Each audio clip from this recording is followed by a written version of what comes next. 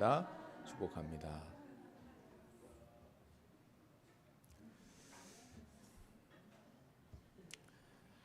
하나님의 은혜와 사랑이 오늘 하나님 앞에 예배하는 우리 모두와 함께 하시기를 주님의 이름으로 축원합니다. 오늘은 하나님께서 공의로 심판하신다라는 제목으로 말씀의 은혜를 나누도록 하겠습니다. 먼저 데살로니가 후서를 소개하는 영상이 준비되어 있으니까요. 영상 보시고 말씀을 나누도록 하죠.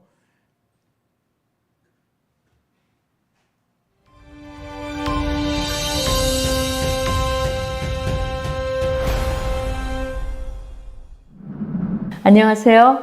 이번에는 데살로니가 후서에 대해서 살펴보겠습니다. 사도 바울이 보냈던 데살로니가 전서가 그들의 문제를 해결하지 못했다는 것을 데살로니가 후서가 보여줍니다.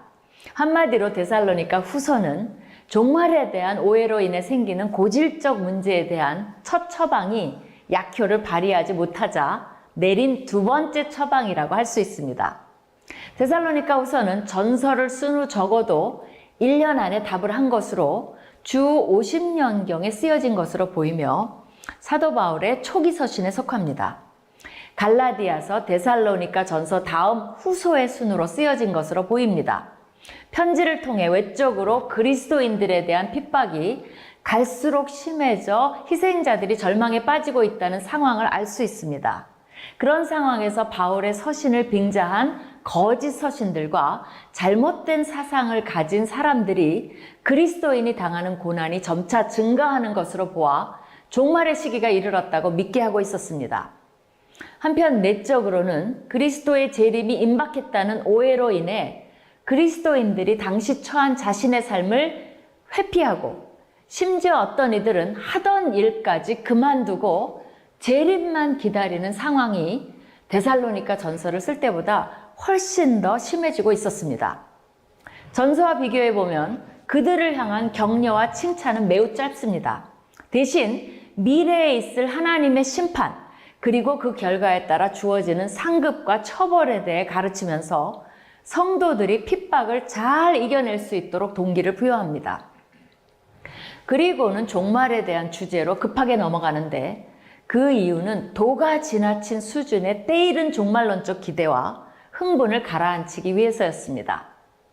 먼저 보낸 데살로니가 전서에서 가르친 말씀 때문에 지나친 종말적 기대로 가득했던 것 같습니다. 이러한 분위기에 취한 그들을 향해 사도 바울은 종말, 즉 주의 날이 도래하기 전에 나타나야 하는 증거가 있다는 것을 가르침으로 문제에 접근합니다. 전서에서의 말이 오해를 낳을 수 있었기에 균형을 잡아주기 위한 가르침이 더해진 것으로 볼 수 있습니다. 그는 주님의 재림이 그들이 생각하는 것처럼 임박하지 않았음을 강조하면서 그들이 일상과 생업으로 돌아갈 것을 강조합니다. 사도 바울은 그리스도의 재림을 기대하며 산다는 것이 일상적 삶을 포기하는 것이 아님을 말함으로써 교회 안에서 질서와 균형을 다시 잡고자 합니다.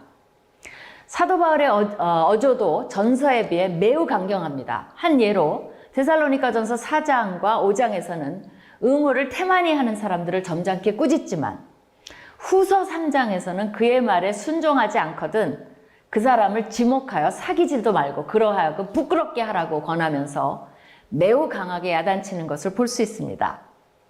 또한 끝부분에 서실의 진실성을 강조하고자 나 바울은 친필로 문안하노니 이는 편지마다 표시로서 이렇게 쓰노라 라고 말하는데 이것을 통해 당시에 이들을 혼돈케 하는 거짓 편지도 나돌았음을 알 수 있습니다.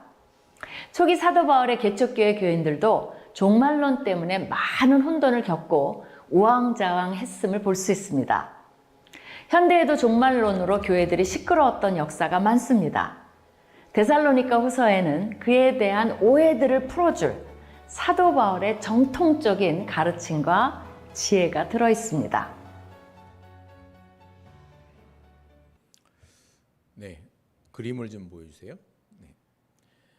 데살로니가는 바울이 2차 전도여행 때 원래 사도 바울은 2차 전도여행 때 1차 전도여행 때 복음을 전해서 예수님을 믿었던 교회들을 다시 한번 돌아볼 생각으로 아시아 쪽을 이렇게 선택해서 돌아볼 생각을 했었는데 그 길이 자꾸 막혔어요. 그래서 밤에 잠을 자는데 마게도냐 사람이 우리들에게로 와서 도우라, 이런 꿈을 꿉니다. 그래서 이걸 하나님의 뜻으로 알고 유럽 쪽으로 방향을 바꿔서 마게도냐로 건너가서 거기서 복음을 전하게 되는데, 그 마게도냐로 건너가서 첫 번째로 들어간 성이 빌립보 성이었고 그 다음으로 간 곳이 데살로니가입니다. 그래서 사도 바울이 2차 전도 여행 때 방문했던 도시가 데살로니가입니다. 지도에서 보시다시피 이렇게 이탈리아 옆에 이렇게 마케도니아 있는 그곳에 위치해 있고요.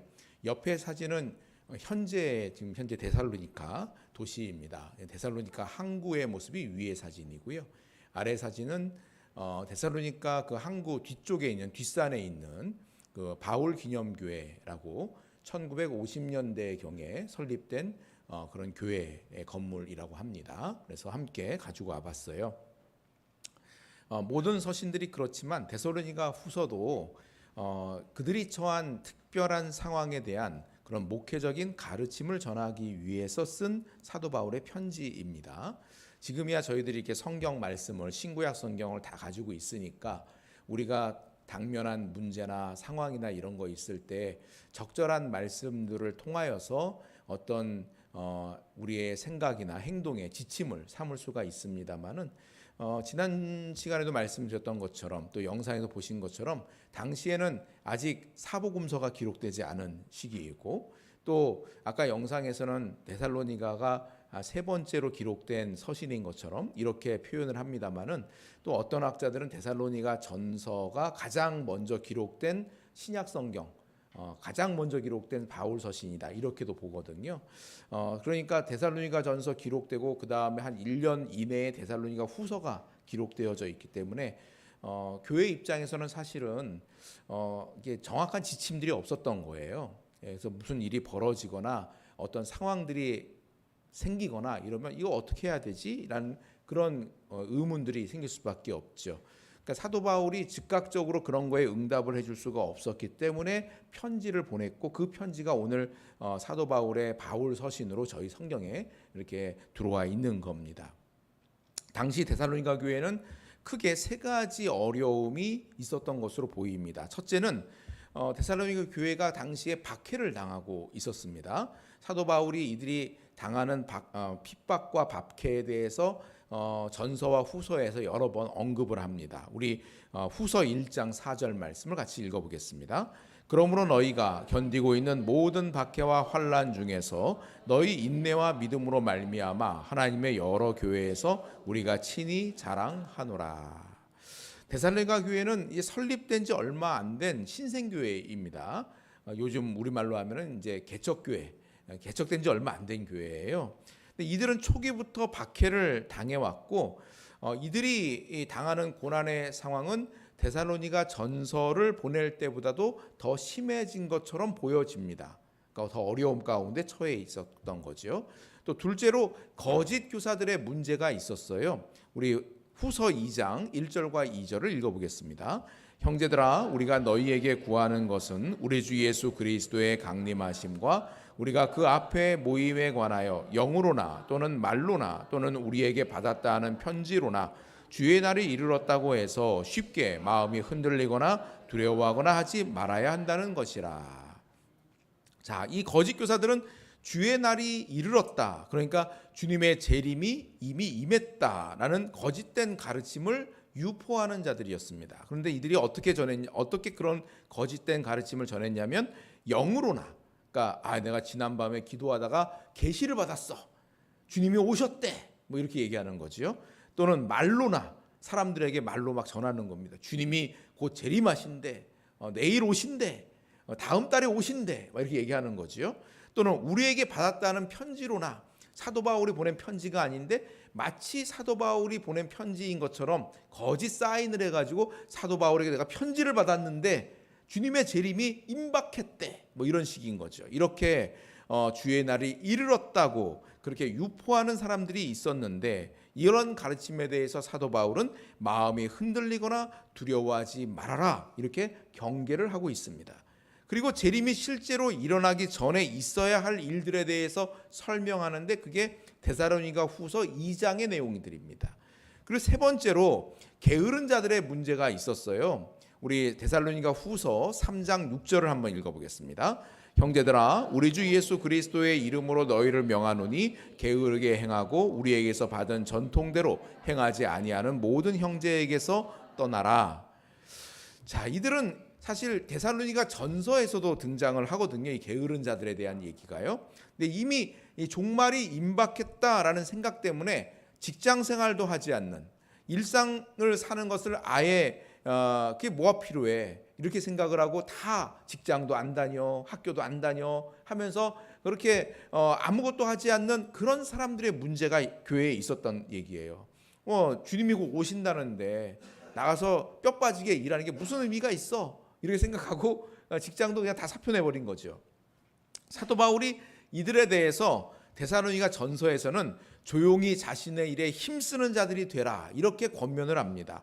자신의 일을 열심히 하는 것이 어떤 형제 사랑의 관점에서 볼 때 다른 사람들에게 폐를 끼치지 않고 또 그 거기서 얻은 것으로 다른 사람들에게 이렇게 봉사할 수 있고 나눠줄 수 있으니까 형제 사랑의 관점에서 이렇게 조용히 자기 일에 힘쓰는 자들이 되어라 이렇게 권면들을 합니다. 그런데 이들이 이 데살로니가 전서 그 편지를 받고 거기에 순종하지 않았던 것 같아요. 무시했던 것 같습니다. 때문에 데살로니가 후서에서는 사도 바울이 더 엄격하게 가르침에 순종하지 않는 이들을 이 모든 형제에게서 떠나라. 그런 사람들에게서 너희들 관계를 끊어라. 이렇게 얘기를 합니다. 그러니까 그런 사람들을 출교하라고 아주 강하게 명령을 하고 있는 겁니다. 데살로니가 교회는 외적으로는 이 박해자들에 대해서 핍박을 당하고 있는 상황이었고 내적으로는 거짓 교사들과 게으른 자들로 인해서 혼돈과 무질서가 있었던 그런 교회였던 겁니다. 자, 이런 어려운 상황들에 대한 이야기를 듣고 여러분들이 편지를 보낸다면 첫 마디로 어떤 얘기를 해주고 했어요? 편지 서두에 뭐라고 쓰고 싶으세요? 그런 막 이게 시끄럽고 막 어려운 얘기를 막 듣고 있어요. 근데 여러분들이 뭔가 도움을 줘야 돼요. 근데 내가 가서 도와줄 수는 없어요. 지금 전화를 할 수도 없는 상황 아닙니까? 그래서 편지를 보낼 수밖에 없는데 그러면 여러분 거기에다가 뭐라고 쓰고 싶으세요? 처음에 야 너희가 얼마나 힘드냐, 무슨 말로 위로해야 될지 모르겠다, 뭐 이런 말로 시작할 것 같은데 사도 바울의 첫 마디는 감사예요. 감사.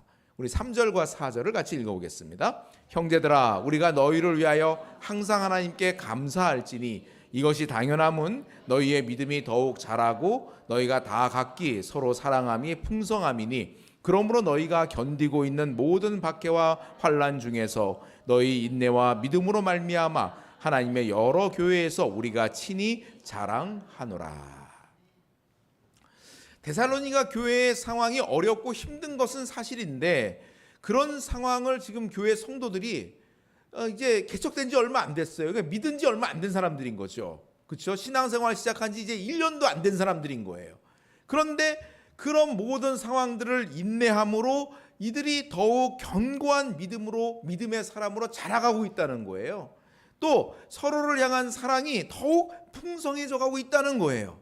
그래서 그 이야기를 듣고 너무 사도 바울이 감사해서 자신이 만나는 다른 교회 성도들에게 야 데살로니가 교회 얘기를 아느냐, 거기 있는 성도들이 이제 믿은 지 얼마 안 됐는데 그렇게 어려움 당하고 고통을 당하는 순간에도 그렇게 믿음이 예쁘게 자라고 그렇게 사랑이 풍성해서 서로를 돌아보고 그렇게 애를 많이 쓰고 있다더라.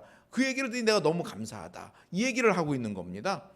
사도 바울은 이들이 당하는 고난에 대해서 단순히 위로를 전하기보다는 이 고난의 이면에서 우리의 신앙을 정과 같이 만들어 가시는 그 하나님의 은혜에 대해서 감사를 표현을 합니다. 여러분 훈련소에서 구르는 동안에는 참 힘들고 어렵지만 그 모든 훈련의 과정들을 통과하고 나면은 아주 잘 훈련된 한 명의 군인으로서 이게 딱 나오게 되잖아요. 이런 것처럼 이 고난이 하나님의 은혜를 더욱 깊이 깨닫게 되는 과정이 되고 계기가 된다라는 얘기입니다. 그래서 사도 바울은 하나님 앞에 감사하는 것이 지극히 당연하다 이렇게 말하고 있습니다. 우리는 흔히 나를 괴롭게 하는 문제나 사람 때문에 힘들다 이렇게 생각을 합니다. 가시 같은 문제나 사람 때문에 뜻대로 일이 안 되고 불편하다 이런 생각도 하는 경우도 있죠. 여러분 한 주간 그런 경험하고 오신 분 계실 것 같아요. 아유, 저 사람 때문에 내가 이렇게 힘들구나. 아유, 이 환경 때문에 내가 이렇게 어렵구나. 내가 이렇게 고통스럽구나. 내가 젊을 때는 참 예뻤는데 이 고통스러운 상황을 견디다 보니까 이렇게 쪼글쪼글해졌구나 하면서 말이지, 거울 들여다보고 탄식하다가 오신 분 계시지 않습니까? 그런데 고통과 고난은 어떻게 다루느냐, 이거에 따라서 긍정적인 측면도 분명히 있다는 거죠. 핍박이 있기 때문에 예수 믿는 일이 나의 생명보다 더 소중한 일이라는 것을 우리는 깨닫게 됩니다. 지금도 중국에서 혹은 북한에서 또 혹은 무슬림 국가에서 예수님을 믿는다는 일은 목숨을 걸어야 할 만큼 위험한 일입니다. 때문에 그들은 처음 믿는 순간부터 확고한 뜻을 갖고 예수님을 따라갑니다. 처음부터 너무나도 어려운 일이기 때문에, 예수님을 내가 구주로 영접한다는 일은 목숨을 걸어야 가능한 일이기 때문에 그 결단을 하고 예수님을 따라가니, 그러니 거칠 게 없는 거죠. 아니, 목숨 걸었는데 거기에 거칠 게 뭐가 있겠습니까? 그래서 예수님을 구주로 영접한다는 것, 자신의 생명을 내거는 그런 고백을 의미하는 겁니다. 반면에 예수 믿는 일이 비교적 용이하고 말이죠, 평이하고 쉬운 우리나라 같은 경우, 예수님을 구주로 영접한다는 말의 의미를 별로 부여할 게 별로 없어요. 여러분, 예수님 믿기로 작정하셨을 때 목숨 거셨어요 혹시? 네. 그것으로는 아무런 대가도 지불하지 않습니다. 예. 우리가 처음 교회 신앙생활하러 나오신 분들에게 이제 풍성한 삶의 시작이라는 이제 기초 성경 공부를 가르치면서 첫 번째 하는 게 4가지 영적인 원리에 대해 설명을 해요. 그래서 예수님을 왜 십자가에 죽으셨는지, 예수님을 영접하면 우리 죄 사함을 받는다는 것을 가르치고, 예수님 영접하시겠습니까? 예, 예수님 영접하겠습니다. 그럼 저의 기도 따라하십시오. 그래서 사랑의 하나님, 나는 예수님을 믿고 싶습니다. 따라하게 해요. 예수님 영접하는 기도 잘 따라하셨죠? 예, 잘 따라했습니다. 아, 그럼 예수님 영접하신 겁니다. 예수님께서 여러분 안에 들어와 계십니다. 이제 하나님의 자녀가 되었습니다. 모든 죄 사함을 받으셨습니다. 이제 풍성한 새 삶이 시작이 된 겁니다. 이런 놀라운 변화가 우리에게 일어난 겁니다. 설명을 한단 말이에요. 그 과정 속에 우리는 목숨을 걸어야 된다는 것에 대해서 인지하지를 못해요. 우리의 환경이 그걸 요구하지도 않고 우리들에게 그런 것들을 말하지도 않기 때문에 뭐 예수님 영접하는 거 그냥 내 마음에 와 닿으면 하는 거지, 이렇게 생각한단 말이에요.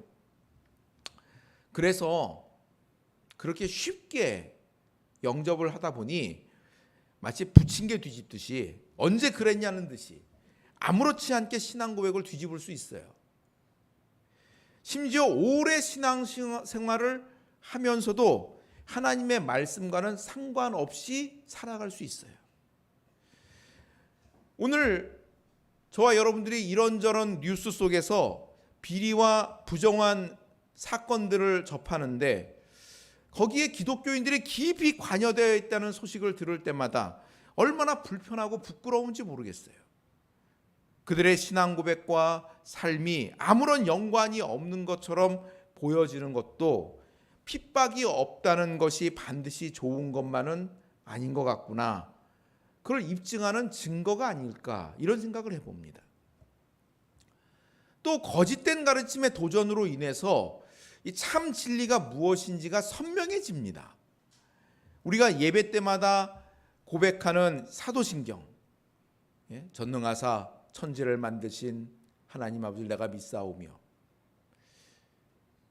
우리가 믿는다고 이렇게 고백하는 그 내용들은 가장 축약된 형태의 고백문이에요. 우리가 믿는 바가 무엇인지가 거기에 가장 농축되어져 있는 고백이란 말이에요. 만일 이단들의 도전이 없었다면 사도신경은 만들어지지 않았을지도 모릅니다. 이단들이 잘못된 가르침을 교회에 들여오려고 했기 때문에 교회는 우리가 정말 붙들어야 될 참된 진리가 무엇인가, 우리가 정말 믿는다고 고백해야 되는, 적어도 이거는 믿는 사람이 그리스도인이지, 적어도 이걸 믿는 사람이 그리스도의 제자이지 라고 고백할 것들을 모아놓은 것이 사도신경이에요. 이단이 잘못된 가르침을 교회에 들여오려고 했기 때문에 교회는 우리가 반드시 붙들어야 될 참된 진리를 명확히 표현할 필요가 있었습니다. 그런 대응들이 그 진리를 분명하게 만들게 된 것이죠. 이런 관점에서 본다면 우리를 괴롭게 하는 가시 같은 존재를 통하여서 우리의 마음이 정화가 되고 또 바른 길로 가는 그런 축복을 또한 누리게 되는 걸 볼 수가 있습니다. 모세와 이스라엘 백성들에게 애굽의 바로 왕이라는 가시가 있었습니다. 바로 왕의 그 억압 정치가 있었기 때문에 애굽에 살던 이스라엘 백성들은 하나님 앞에 간구하지 않을 수가 없었어요. 얼마나 견디기가 힘들었으면 그 부르짖는 소리가 하나님께 상달이 되었다고 말씀하지 않습니까? 근데 만일 한번 생각해 보세요. 바로 왕이 너무나 신앙심이 좋아서 자유로운 마음으로 이스라엘 백성들을 잘 돌아보고 저들의 필요를 늘 채워주는 그런 덕스러운 왕이었다면 그럼 이야기가 어떻게 흘러갔을까요? 과연 이스라엘 백성들이 하나님을 찾았을까요? 약속의 땅으로 돌아가야 한다는 것을 잊은 채 천년만년 애굽에 살 것처럼 거기에 마음을 두고 살지 않았겠습니까? 나를 대적하는 그 사람 때문에 내가 더 기도하게 되고 하나님의 뜻 안에 거하는 길을 가게 되는 겁니다. 고난을 좋아할 사람은 없지만 고난으로 인해서 우리의 신앙이 더욱 탄탄해집니다.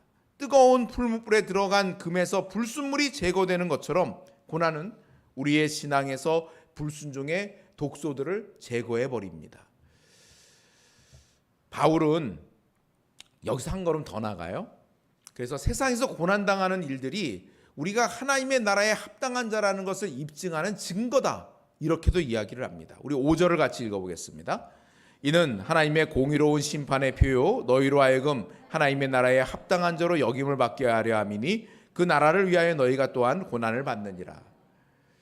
죄악이 세상에 들어온 이래로 세상은 결코 하나님의 뜻에 순종한 적이 없습니다. 늘 거슬렀어요. 그런 세상 속에서 사도 바울은 이 세상에 사는 동안 말씀을 따라 우리가 살고자 한다면 당연히 고난받는 것 당연하다는 겁니다. 오히려 그것은 우리가 하나님의 그 공의로우신 심판의 때에 증표가 되어져서 우리가 하나님 나라에 들어갈 합당한 자격을 갖춘 자라는 것을 나타낸다, 이렇게 말씀을 합니다. 우리에게도 바울과 같은 그런 영적인 분별력, 그런 경건한 관점들이 필요합니다. 사도 바울은 데살로니가 교회가 당하는 고난 속에서 고난만 본 게 아니라 그 장차 임할 하나님의 공의로운 심판의 증거도 보았어요. 우리에게도 이런 관점들이 열려야 됩니다. 우리가 일상에서 마주하는 일들 혹은 사회 현상들, 사람과 대화하는 그런 모든 관계들 속에서 하나님의 음성을 깨닫고 또 하나님의 뜻이 이해되는 그런 분별력이 필요한 겁니다. 참과 거짓을 분별하는 방법은 무엇이겠습니까? 그림을 좀 보여주실래요? 여러분, 조폐국에서 위조 지폐를 식별하는 감별사들은 위조 지폐를 연구하는 게 아니래요. 위조 지폐 갖다 놓고 어디가 위조인지 이걸 연구하는 게 아니고요. 오히려 진짜 지폐를 연구해서 진짜를 구별하는 안목을 키운다는 거예요.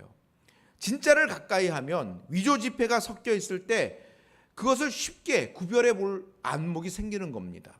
이런 것처럼 참과 거짓을 분별하기 위해서 이단의 가르침을 열심히 연구해야 되는 게 아니라 참된 복음을 바르게 이해하고 또 그것을 배우는 게 훨씬 더 쉽고 바른 방법이라는 얘기입니다.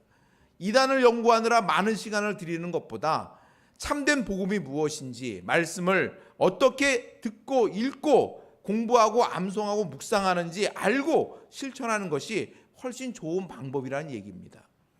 마지막 때가 가까울수록 거짓된 가르침이 더욱 기승을 부리게 될 겁니다.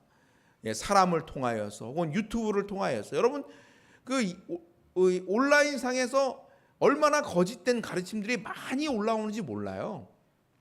은혜 받고 싶어가지고 뭐 하나 틀었는데 이상한 거 나오고 뭐 그럴 수 있어요. 그런 거짓된 가르침이 끊이지 않습니다. 때문에 복음이 무엇인지 말씀으로 분명히 알고 분별할 줄 아는 그런 실력을 갖춰야 된다는 얘기입니다. 거짓된 가르침을 분별하는 것이 분별력의 소극적인 측면이라면 시대를 읽고 분별하는 것은 분별력의 적극적인 측면입니다.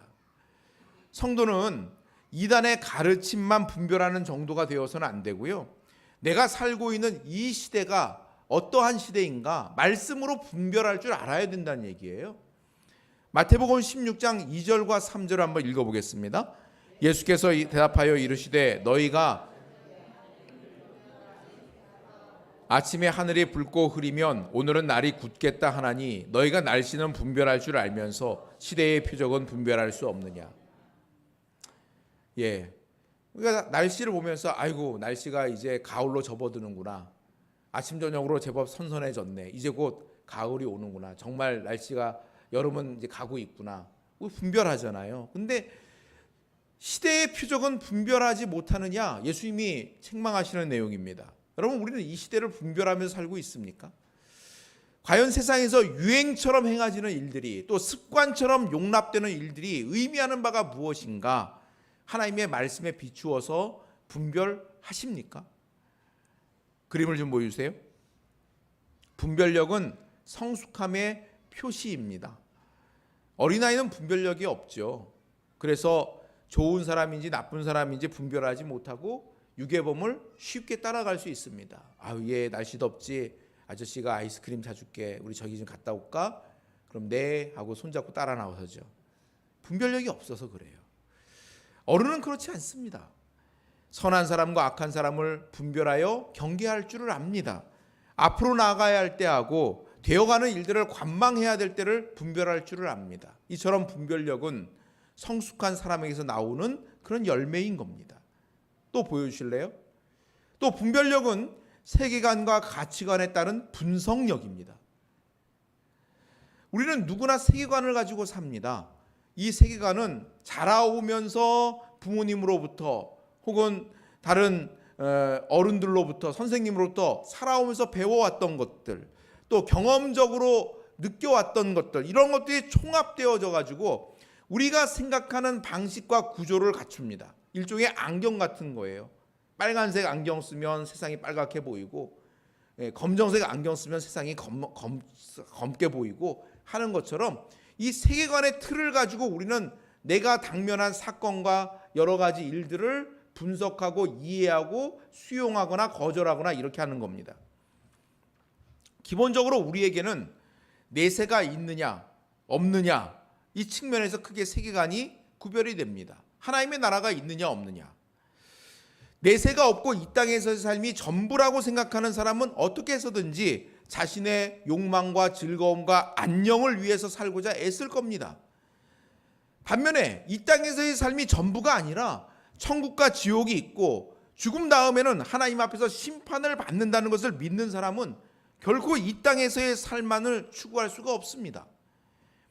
만일 교회를 다닌다고 하면서도 이 땅에서의 삶만을 추구하고 살고 있다면 입술로는 예수님의 이름을 부르고 있을지 모르지만 사실 그가 믿는 세계관은 내세가 없는 세계관인 거죠. 전지전능하신 하나님이 만물을 창조하셨다고 믿는 세계관을 가진 사람과 이 세상이 물질의 우연한 연쇄 반응으로 만들어졌다 이렇게 생각하는 세계관을 가진 사람이 결코 같은 삶을 살아갈 수가 없겠죠. 인간이 하나님의 형상으로 창조되었다고 믿는 그런 세계관을 가진 사람과 그냥 사람이 우연히 이 땅에 존재하는 거다라고 믿는 세계관을 가진 사람의 삶이 방식이 결코 같을 수가 없는 겁니다. 이처럼 세계관은 우리가 세상을 어떻게 바라보고 해석하고 판단하는지를 결정하는 틀입니다. 저와 여러분들이 나름대로의 다 그 틀을 가지고 있어요. 근데 우리는 그런 세계관은 내가 배워서 익히는 게 아니고요. 저절로 우리 안에 각인되어지는 거거든요. 성장해 오는 과정 속에서 부모님께로부터 받았던 교육들, 학교에서 받은 교육들, 매스컴을 통해서 주입되어진 것들, 또 경험적으로 주어진 것들, 이런 것들로 인하여서 나름대로 우리 안에 그 세계관의 틀이 갖추어져 있어요. 이 틀은 하루아침에 바뀌지가 않습니다. 그래서 기독교인이 되어져서 그리스도인이 되어져서 살아간다는 것은 끊임없이 이 세계관의 틀을 바꿔가는 것과도 같아요. 하나님의 말씀으로 검증을 해야 돼요. 내가 그동안은 이렇게 생각하고 살아왔는데 이게 과연 옳은 것인지를 하나님의 말씀을 통하여서 검증해야 됩니다. 그래서 이게 그동안에 이게 맞다고 생각해 왔는데 말씀을 통해 보니까 이게 진리가 아니구나. 이렇게 살아가면 안 되는 거구나. 그럼 자꾸 바꿔야 되는 거예요. 그 바꿔가는 과정이 신앙생활이에요. 그 바꿔가는 과정이 성화되어져 가는 과정이에요. 바꿔가는 과정이 예수 그리스도를 따라가는 삶인 거예요. 그래서 그냥 예수님 구주를 영접하고 주일날 나와서 예배드리고 참석하면 그리스도인이 되는 게 아니에요. 매일매일의 삶 속에서 하나님의 말씀으로 분투해야 돼요. 내가 갖고 있었던 이런 세계관들이 과연 올바른 것인가? 왜냐하면 그걸 통해서 나는 말하고 행동하고 결정하거든요.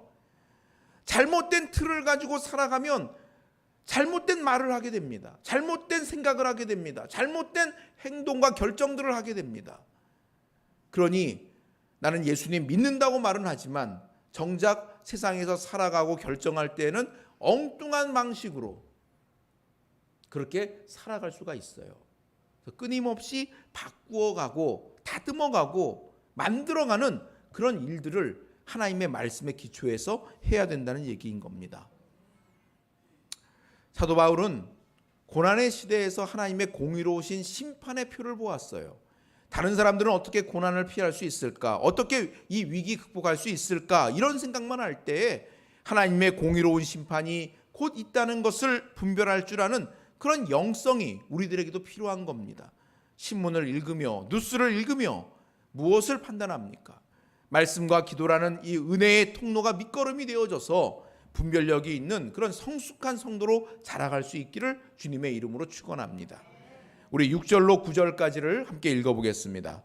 너희로 환난을 받게 하는 자들에게는 환난으로 갚으시고 환난을 받는 너희에게는 우리와 함께 안식으로 갚으시는 것이 하나님의 공의시니 주 예수께서 자기의 능력의 천사들과 함께 하늘로부터 불꽃 가운데 나타나실 때에 하나님을 모르는 자들과 우리 주 예수의 복음에 복종하지 않는 자들에게 형벌을 내리시리니 이런 자들은 주의 얼굴과 그의 힘의 영광을 떠나 영원한 멸망의 형벌을 받으리로다.